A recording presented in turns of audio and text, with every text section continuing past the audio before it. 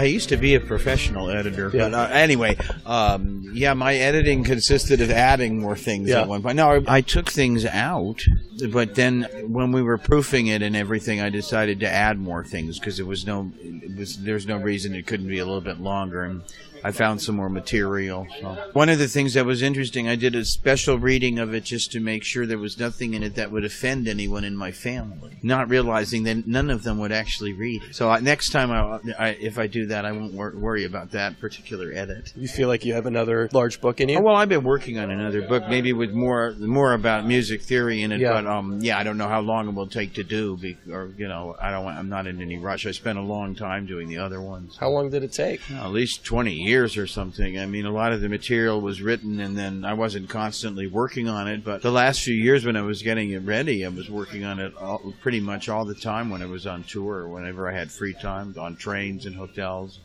So you were working on it off and on. You knew that one day it would actually publish it. I published writings, and I had a lot of encouragement to put them together in a book, but I didn't want to just have a kind of a messy anthology. I wanted to blend them into some kind of a whole thing, and of course I couldn't figure out how to put it together. Just kind of a chronological thing seemed kind of boring.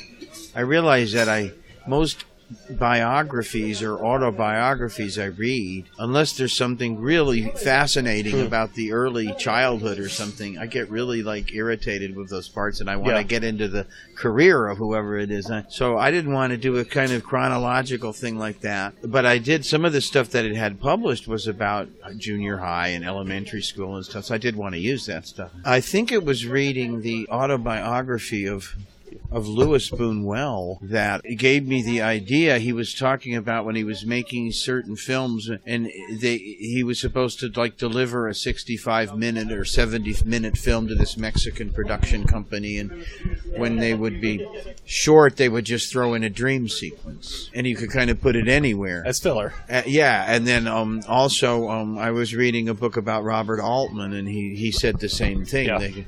They could just put in a dream anywhere if they were trying to connect some things together. I was keeping a dream journal for a long time, and sometimes I would pluck something out of that to publish as part of something I was doing. Or I sometimes used some dreams in a liner note, but I decided to use all these dreams as a kind of a segue between these different sections, and then you start to not know what's a dream and what's reality, and I like that happening too. And then I finally also, when I was in the process of finishing it, I came across some different diaries that I thought it was useful to use the material and actually kind of reprint them. Some of them, like this diary my older brother kept when we were in Europe as children, and my grandmother's diary the last year she died. I would get to these points where I was stuck, and then that night I would dream something perfect for that segue. So it was almost like then my dreams were working with me. Interesting. On the book. It was funny. And essentially, you'd be working on a story, you'd be reminiscing something from your life, and that would spur on a dream that served as some kind of connected tissue for the piece. Or just that I'd gone to sleep with this problem in my mind, and then that kind of something gets conjured up that is useful. Are you a big dream diarist? Is that something that you've done for most of your life? I think dreams are tremendously entertaining, and sometimes it's kind of enlightening or just weird, but the one thing is that if you don't write them down, you're never going to remember them all. I mean, you might remember a few of them, but you not only remember them, they're recorded, but then you see these reoccurring things that you're dreaming about a lot, and you wonder, what the hell? I still like to do that, but right now, since I haven't been writing so much, I haven't remembered to dream in months, You almost have to train yourself then to be able to do that. Kerouac did a dream book, and he had some sort of process that he had, I don't know if it was keeping a notebook by the bed. Well, William Burroughs has a good book too, though, but I don't know if he had any kind of system for it or anything. I assumed you've developed one over time as it became more and more important to the piece? No, I mean, I just tried to make an effort to write them down. Now, I wouldn't get up in the middle of the night and write a dream down. I go with Willie Nelson's songwriting rule. Come up with a song idea in the middle of the night. If it's any good, you'll remember it in the morning. I would get in the habit of getting up in the morning and writing the dream down or typing it into my, People tell me their dreams, and I quite, especially certain people, like my oldest brother or Paul Lovin's a drummer I play with a lot. He'll always tell me dreams where he's trying to set his drums up on stage and something stupid's happening. So I collected these kinds of dreams. Like an oboe player that I work with just wrote me a note that said she dreamt that she and I were in a band led by David Lee Roth. So I mean, and I'm putting all these new dreams in my new book. Does the new piece pick up where the last one left off? Well, no, not really. No, I think the first book begins and ends in the same. It begins with us on a family vacation in Europe, and it ends there too. And then all this other stuff happens. I do go back to that setting at the end, and then particularly haunting memory. But I think the new one. I mean, I don't know. I won't really know how I'm beginning it until it's actually being published. But what I'm working on now, I mean, it's some of the similar material. Like I was reading tonight, it starts off with these guys I played music with in high school, and I think we're going to see Spirit play in Denver or something. One of the things I wanted to do was write down as much as I could remember about concerts I'd seen. You were documenting your formative years in music. That was the development of it. Were you jogging your memory early on, and a book developed out of it? Well, I just was looking for various, the latest series of writings, that were in this. I mean, there was a lot of material I wrote as a teenager. Yeah. I tried to write books, and I could remember a lot of what I wrote about, so I tried to recreate it, right? Forced Exposure magazine, they published a lot of what the material I was reading tonight about, but it's very fleshed out. But that basically the stuff about all the bands I was in starting in junior high, or elementary school. So they published a piece. I had a lot of writing about East Germany published, first in a West German rock and roll magazine, and then the Wayne State Press put out a whole chapbook about East Germany. So all that material is included. I tried to just include everything I'd written. Now another set of writings that I'm going to put in the new book that aren't in this is all the columns I wrote for Maximum Rock and Roll. I'd like to include them in this new book. Must be an interesting exercise in and of itself to go back and look at the stuff that you wrote so many years ago. I mean, I assume that you've developed quite a bit as both a writer and a human being since then. I did these monthly columns for rock and roll, for Maximum Rock and Roll. I don't really remember them all that much, but we found them all in the basement. And somebody had wisely put them in a sealed plastic container so they survived the house fire. Yeah, I haven't really looked at all of them. What I remember from the time was I got the most angry mail writing a column about legalizing drugs. In Maximum Rock and Roll, of all places. Yeah, but the straight edge crowd didn't like that. But I thought, well, they can be straight edge, but they don't have to arrest people that aren't. Yeah. That's kind of fascist. That seems like an interesting fit. How did you end up at Maximum Rock and Roll? I mean, it's a punk scene. Editor, Tim Yohannan, was an older man. Yeah. He was really interested in having a lot of diverse opinions. I even tried to get my father-in-law a column in there because he was like a peace activist that worked with Daniel Berrigan and everything. But they really never could connect, I guess. Punks and the hippies famously don't get along. No, but I was allowed to write about any topic I wanted, But then when Tim died, I'm not sure they even still publish that magazine, but they didn't want it's around column anymore. You've ended up at a lot of, odd collaborations over the years. I found out about you originally. I was at school in Santa Cruz. Okay. So it was. I've collaborated with a lot of people from Santa Cruz. That's funny. Probably Camper. How did you hook up with that crew? That was pretty easy. They were opening a show for me in San Francisco. They said, would you play on Careful of That Axe, Eugene? I hit it off with them. I thought they were really nice and lots of fun. We did several shows together. By that time, I was immersed in this relationship with this record label where the guy was giving me the money to produce these recording sessions with different bands. And we've been doing pretty well with them, really, like Corpses of Foreign War with the Violent Femmes, and then Vermin of the Blues with the Evan Johns and the H-Bombs. Really sold pretty decently. Camper Van Beethoven, their first album or two, really sold pretty well for an indie thing. I got a budget to do a record with them. I did the Camper Van Chadbourne, and they really sold a lot of copies of that, So we worked together a fair bit after that, even a smaller. I mean, they kind of, the original form of the band splintered. They fired the violin player, blah, blah, blah. I still had the violin player when I would get together with them. At one point, we just had a trio with Victor Krummenacher and Jonathan and me. So I've had a connection with that for a long time. I still play with Jonathan sometimes. He lives in Stockholm. Did you ever feel like you were a part of a cohesive scene? You bounced around on different projects, and obviously the things that you've done have sounded incredibly different from piece to piece. I mean, when I was here in New York... What years was it? 78. Yeah. For 5 years or so. So really sort of the punk days. But, the punk music just kind of started during then. But if you read kind of historical accounts, and I'm part of this kind of downtown scene or whatever, but it certainly didn't feel like any kind of scene at the time at all. I was kind of always going my own way, basically. We were doing a lot of really noisy music. Some bands started that were kind of combining noisy music with a rock beat. I thought that was really horrible, and I didn't want to be part of that. I did get really interested in country and western music, which I'd always really liked. I started including it with the improvised music, and partially because I liked it, and also partially because it was irritating the hell out of people. And I've always felt that when you get such a negative reaction, sometimes it really means you're on to something. That's been my impression, you know. Because sometimes I had the really negative reaction, for instance, the first time I heard John Coltrane. So I think that was something that really separated people and drove me out of New York City, because none of the musicians they're all like behind my back going, this is horrible. But when I started traveling around playing that stuff, I realized, I've created my own audience finally. People that like weird, noisy, free improv and free jazz and country and western, classic country.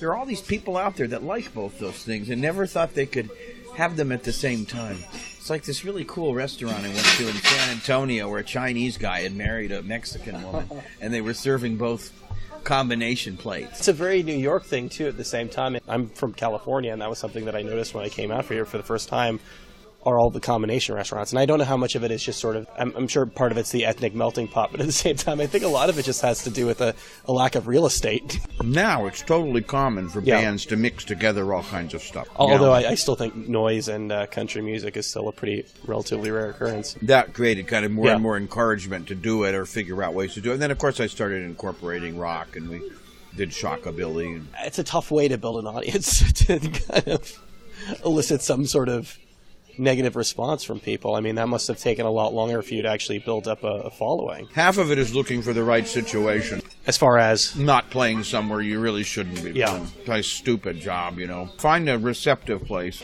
people that are interested. What ended up being the most receptive places early on? Who was most open to this unique combination of music? Still trying to figure that out. It's always... When you're going on tour, there's sure things, you know, but then also you're like poking around. It isn't just like any band being on the road looking for like, a rock club or, you know, or we play this style. I mean, I don't really play a particular style. I do my own music. It encompasses some different styles. But, I mean, you have to find like a listening room. Yeah. Some places where a place where people actually listen to music.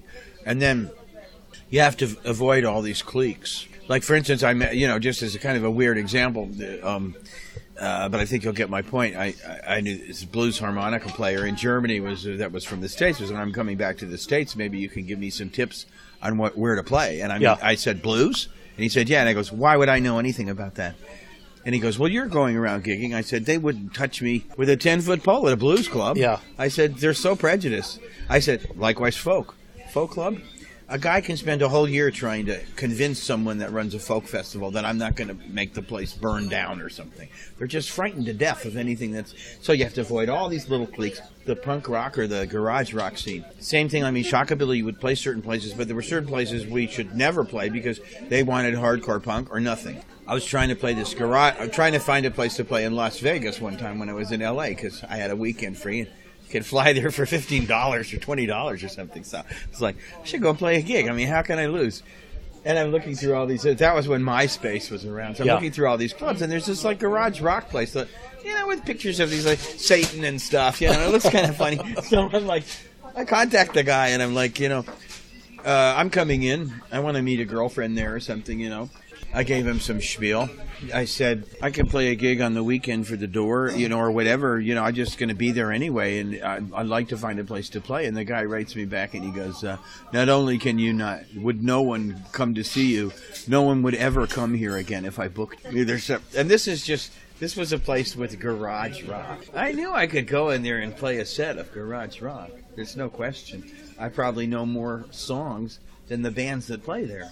Yeah, they're just incredibly prejudiced because it's, to them, they don't understand. It's outside the norm of the genre, so you have to kind of avoid all that kind of. Were you going out of your way, though, to sort of tailor that to the specific venue? Like you said, you could do Garage Rock. You did the set tonight, and you were talking about the early days of you forming bands and records from the 60s, and you opened up with, what was it, a Beefheart song and Love and Spoonful? Mm-hmm. I mean, you're somewhat malleable when it comes to the music that you're playing. It's just as long as you're able to get an audience from it. The difficult thing is with the venues and the narrow-mindedness of it, because in most cases, if I get out in front of an audience, I can do something they're going to like. Has it gotten harder? Has it gotten easier over the years? I mean, these days when it comes to, I know you're playing a handful of gigs here in the city, but when it comes to actually setting out on doing a tour, some things get harder and some things get easier. Some places where there was never a lot of live music are like full of it now, like Brooklyn.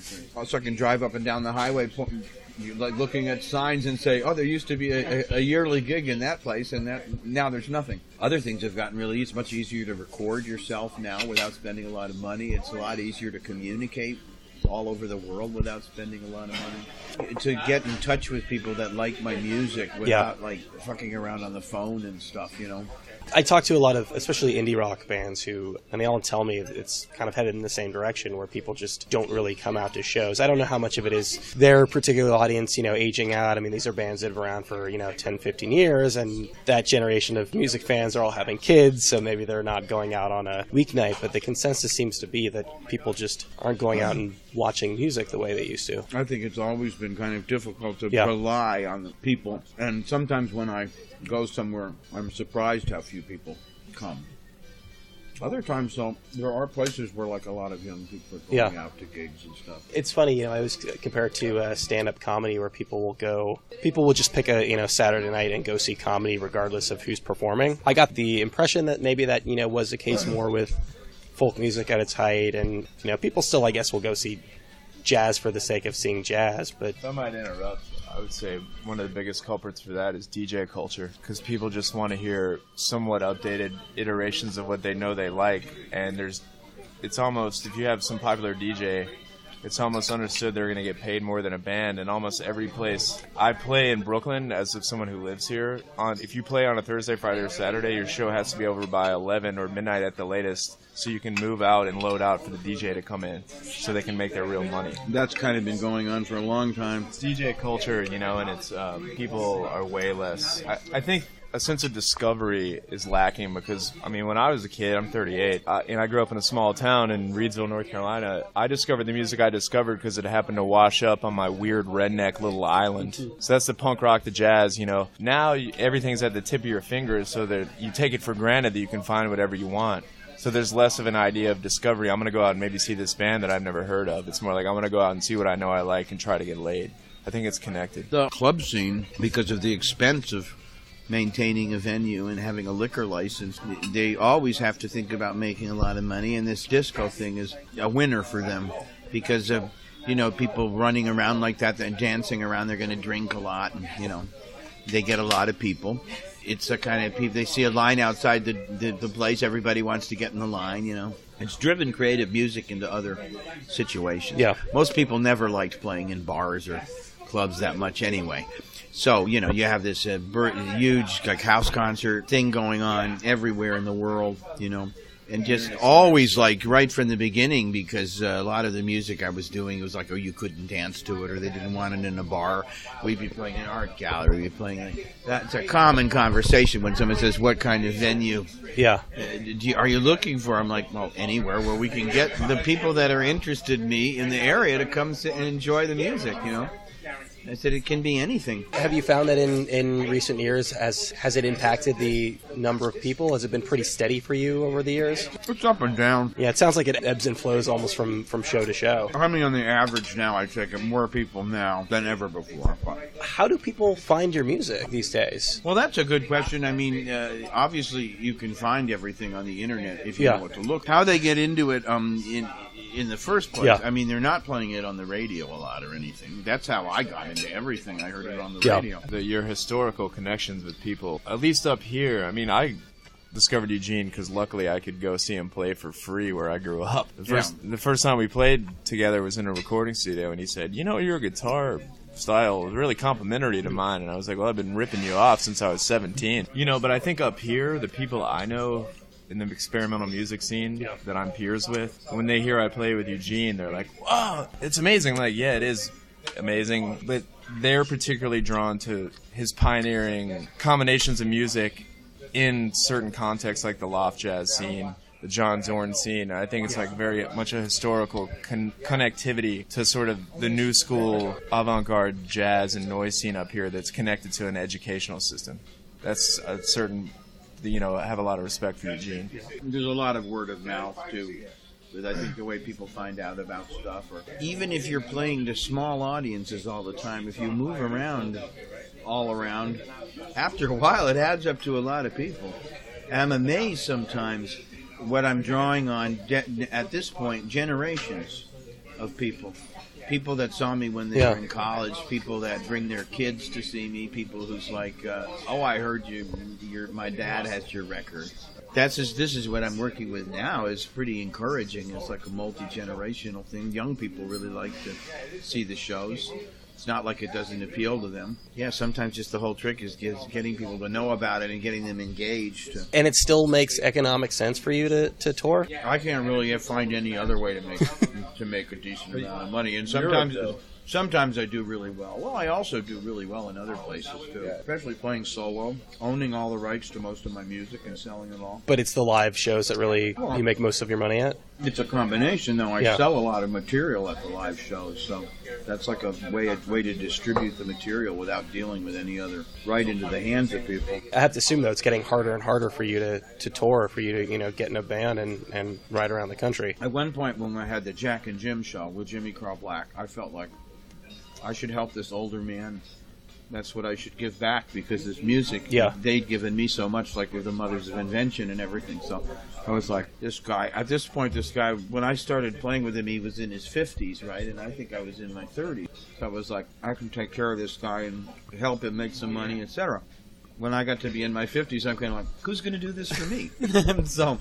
But I do make connections, like this whole thing, I can't say how grateful I'm cooking up with Jim and the Sunwatchers. Yeah. It's like a really fun project, and it's nice to be around a lot of younger people with good energy.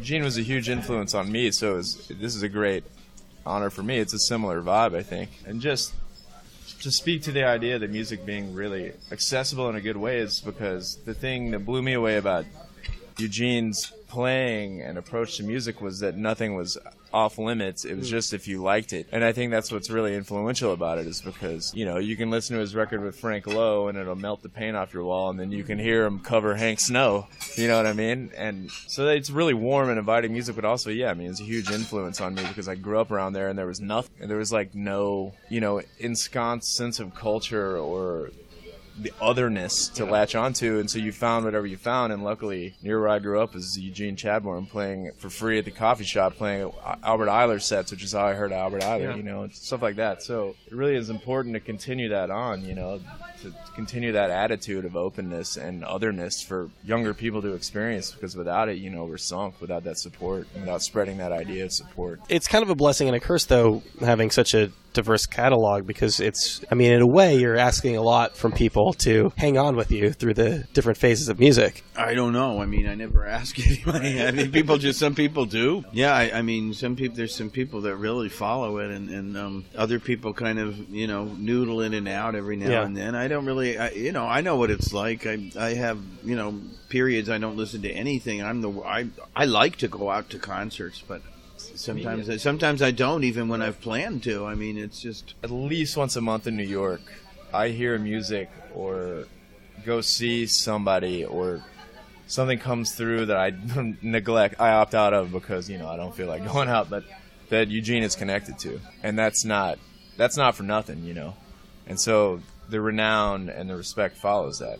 Richard Bishop was here last week. Made a record with Richard Bishop. You go see... I still play with him sometimes. Yeah, I try to keep up all these connections. All these Right. people are really interesting, Yeah. you know. I asked this guy... We lose some of them sometimes, Right, like sure. Evan Johns, Jimmy, Right. you know, but...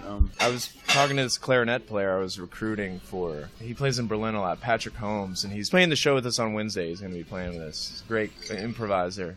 Anyway, I was like, hey, man, I'd like you to come play with Eugene. You know, I think it'd be really cool. He's like, that Don't Punk Out's my favorite record of all time. That's really funny. You know what I mean? So it's just like his music finds footholds in a lot of different tastes and a lot of different communities. I think it's really important. Are you happy? I mean, do you feel like your level of success right now is where you'd like to be? Oh, I would like to have more money in the bank, man. It's a hustle. But things happen for a reason. I mean, I'm supposed to be out here doing this, and I get better in the process of doing it. Yeah. And so the other thing, I mean, it always works out. And compared to what a lot of people have to do,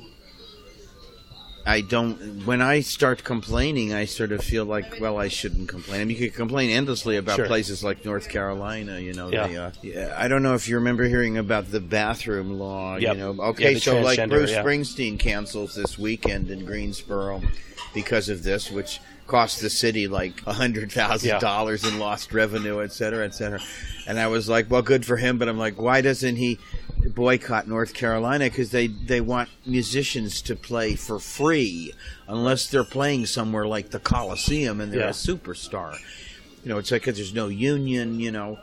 There's just, and a lot of places are like that because of the music scene, the club scene being dominated by college kids that'll play for free. Or just, it's like people will play music for free. People will rent places to play music. So that, because people really like to play music. But it's like guys that are chefs, they really like to be chefs. I've never met a guy that's a chef that I hate this. Why am I doing it? Everybody does this. People do a lot of things because they like it, but it's like, there's certain professions they want you to do it for free. Yeah. I was joking with this plumber friend of mine that always comes to hear me play, and we're talking about. He said, "What's the music business like?" I said, "Well, the music business is when you go to fix a toilet, they want you to play for free, Yeah. or You'll get a lot of good exposure see what from donations come in or something." Yeah. So that's tough. But basically, when you have as many people around the world that know what you're up to that I do, or people that really like what I do, I don't really need some big thing to happen. If I can find a small place to get these people, and they support, a lot of them support me they like buying the CDs and stuff. They like listening to them. It's not like charity. No, I get by okay, you know. By some years I do really well. You do because it's something you love to do, but also at the same time, maybe you couldn't do anything else. Well, I had a reasonable career in journalism. I worked at a daily paper. I worked my way up to editor. I mean, I'm glad I left that business because it went to hell, you know. So I don't know if the music business is faring that much better, though. No, and I mean, I could be a teacher or something like that. But that's also, it's like I've watched these other professions, like the type of benefits and the kind of tenure and stuff like my dad has as a professor. It's really hard to get now. And all the people that I know that go into academics, I mean, I always have the same conversation. Oh, I wish I had that like regular paycheck. And they were like, Eugene, you wouldn't like this. You'd have to go to all these goddamn meetings. I don't have time to practice. And I'm like, if I don't have time to practice, I'm not interested in life. Michael Parker, that was I studied writing in Greensboro with novelist Michael Parker particularly, and he was very generous, open-handed, amazingly present teacher who resented every second of it because it kept him from writing. But, you know, you can't pay your bills by selling your novels, even if they're on Penguin or whatever. It's really sad. I don't mean that you're physically unable to do anything else, but that you couldn't not play music. At this stage, I would rather play music, you know, and I also can't really conceive of any other way to make a lot of money with my skills. And now I have musical people that I'm involved with that have clear professions where they're getting paid a lot of money. Computer programming is one that comes to mind right away. Contractors, various businesses people are in, and also play music. You know, that's really common. But I've never really done anything where I was making a lot of money writing for the All Music Guide at one point. Yeah. You know, every now and then, you know, writing you can make Doing music journalism. fair money, yeah, but That's even worse than music. No, it's even worse than music. Yeah. I mean, they've been getting paid for writing. So, but one thing that's really nice about playing music, you can go out most nights, play music, and get paid a bunch of cash. And that's other jobs I do, they're sending money to my bank, this or that. But there's a lot of nights where I'm getting paid in cash, and there's something kind of really easygoing about that. That's nice. You still enjoy it? Oh yeah, I really. Well, on a given night. Like there's parts of the night that I absolutely hate. Mm-hmm. The technical setup, dealing with everything in a crowded, dark place. It's sometimes so chaotic, It just makes me want to go out of my mind. And I can't believe I actually can get up and play.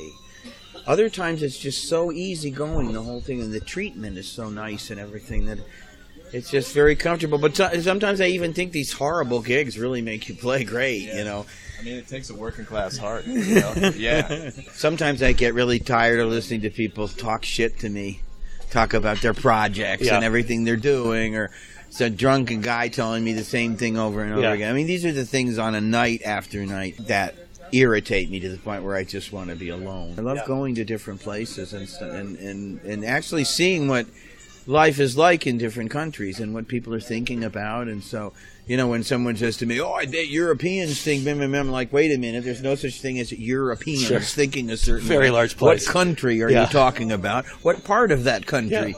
Then it's like, I could tell you what some people say, but there's a lot of different opinions about things. So that's good. I feel like I get to see a lot of things. I get to see a lot of the world. And that's worth a lot. And all the people, One of my daughter's boyfriends that was doing the kind of post-high school travel, I gave him some names of people that were, said, we'll put them up, And he said, I told my dad, he says, Mr. Chadbourne might not have a lot of money, but his address book is worth $1 million. There you go. That was Eugene Chadbourne with a special appearance by Jim McHugh of the Sunwatchers, who's been playing around town with him. Thanks to both of them for taking the time to do that. Recorded that one at a diner in Williamsburg after Eugene read some excerpts from his book, The Dreamory, a 1,000-page paperback that you can buy over at his site, a combination memoir and dream diary. Thanks so much, Jim, for taking the time to do that. Thanks to you guys, as always, for listening to the program. If you like the show, there are a number of ways to support us. You can like us on Facebook, rate and review us on iTunes or wherever you get your podcasts. Follow us on Tumblr. That's irwellcast.tumblr.com. If you've got any feedback, it's irwellcast@gmail.com. And I think that's about it for this week, so stick around because we will be back just about this time next week with another episode of RIYL.